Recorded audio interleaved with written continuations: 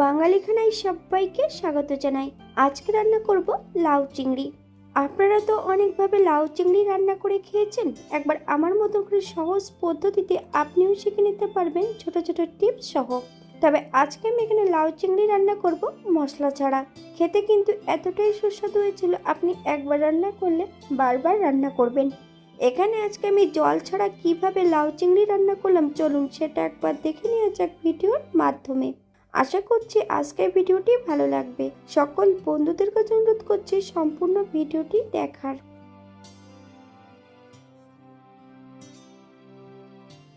এখানে আমি আগের থেকে বেশ কিছুটা দেশি চিংড়ি নিয়ে নিয়েছি ছোট ছোট।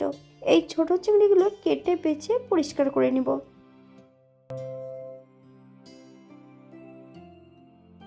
সম্পূর্ণ চিংড়ি মাছগুলো কেটে বেছে পরিষ্কার করে নিয়েছি। অপর দিক থেকে একটা গোটা লাউ নিয়ে নিয়েছি। বাঙালি রান্না ঘরোয়া উপকরণ দিয়ে। আপনাদের যদি রান্নাগুলো পছন্দ হয় তাহলে চ্যানেলটি সাবস্ক্রাইব করে দিয়ে পাশে থাকবেন।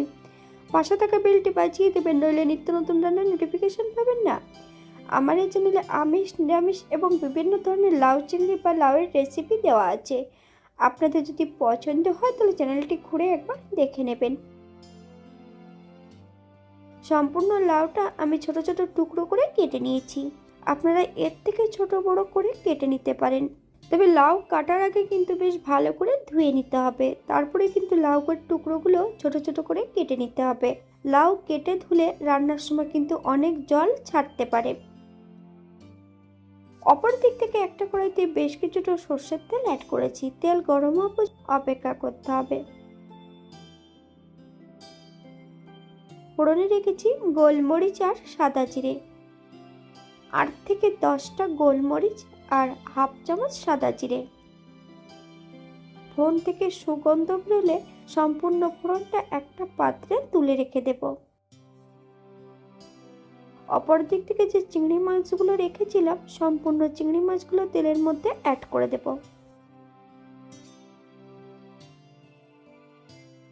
বেশ মিডিয়াম আঁচে 3 থেকে 4 মিনিটের মতো ভেজে নেব।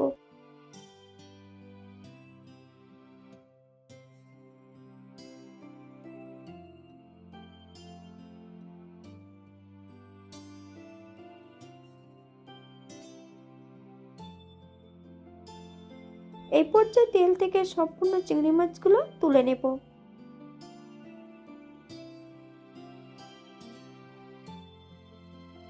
ওই তেলের মধ্যে কেটে রাখা সম্পূর্ণ লাউয়ের টুকরোগুলো অ্যাড করে দেব।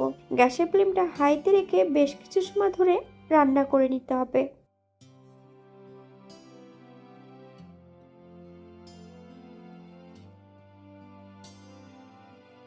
হাফ চামচ লবণ, আপনারা স্বাদ অনুসারে লবণটা অ্যাড করবেন। তবে লাউয়ের তরকারিতে কিন্তু একটু লবণের পরিমাণটা কম রাখতে হবে। প্রথমে যদি অনেকটা লবণ অ্যাড করা হয়, রান্নার পরে কিন্তু নোনতা লাগতে পারে।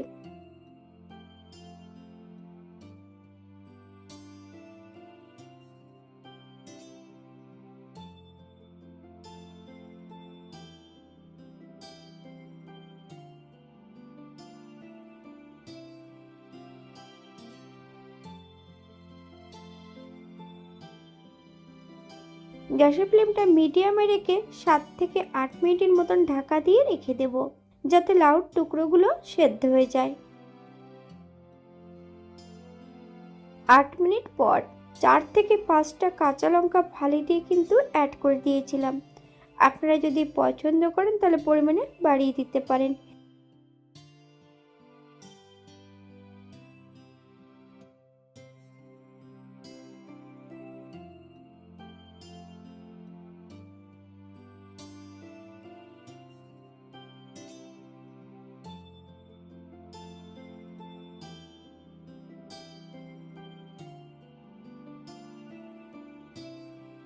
এই পর্যায়ে একবার চেক করে নিতে হবে যে লাউগুলো সেদ্ধ হচ্ছে কিনা। হাফ চামচ হলুদের গুঁড়ো। তবে লাউ যতক্ষণ সেদ্ধ না হবে ততক্ষণ কিন্তু হলুদের গুঁড়ো বা চিনিটা অ্যাড করবেন না। যখনই চিনি বা হলুদের গুঁড়ো অ্যাড করবেন তখন কিন্তু লাউ সেদ্ধ হওয়াটা বন্ধ হয়ে যাবে। আমি এখানে স্বাদের জন্য সামান্য একটু চিনি অ্যাড করেছি। আপনারা যদি পছন্দ করেন তাহলে পরিমাণে বাড়িয়ে দিতে পারেন।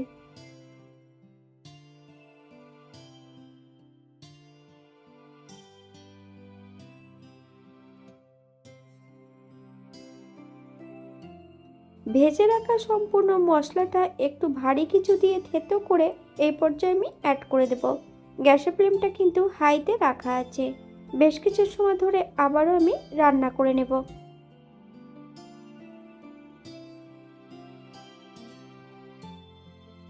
ভেজে রাখা সম্পূর্ণ চিংড়ি মাছগুলো অ্যাড করে দিতে হবে। আপনারা একবার স্ক্রিন থেকে ফলো করবেন।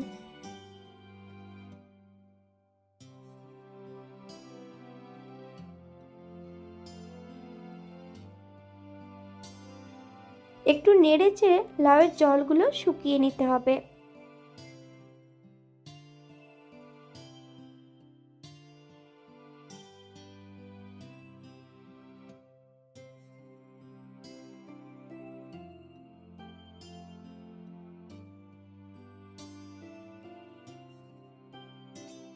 এই পর্যায়ে আমি গ্যাসের ফ্লেমটা অফ করে দেব।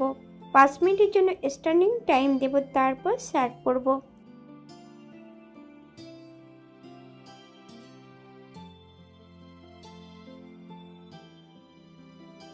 আপনারা যদি ভাজা জিরের গুঁড়ো বা ধনেপাতার কুচি পছন্দ করলে অ্যাড করতে পারেন। এটা দেখতে যেমন ভারী সুন্দর হয়েছিল, এটা গরম ভাতে খেতে কিন্তু অসম্ভব ভালো হয়েছিল।